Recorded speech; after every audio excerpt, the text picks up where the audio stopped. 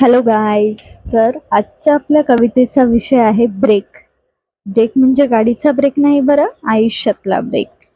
तर ही कविता तुम्हाला कशी वाटली हे नक्की कळवा, कारण की तुमच्याशी थोडीशी नाही, खूप जास्त रिलेटेड आहे.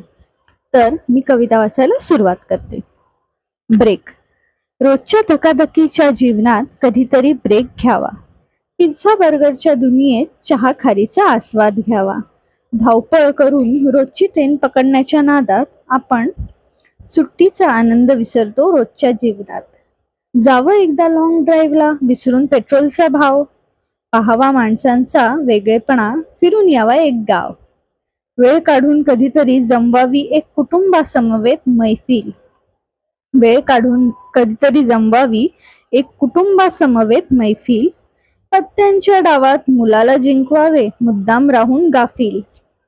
पत्त्यांच्या डावात मुलाला जिंकवावे, मुद्दाम राहून गाफील. ब्रेक असतो ताजेतवाने होण्यासाठी, नसतो अपव्यय वेळेचा. ब्रेक असतो ताजेतवाने होण्यासाठी, नसतो अपव्यय वेळेचा.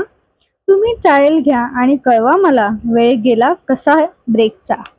वेळ गेला कसा ब्रेकचा. तर नक्की कळवाल ना कसा गेला तो वेळ.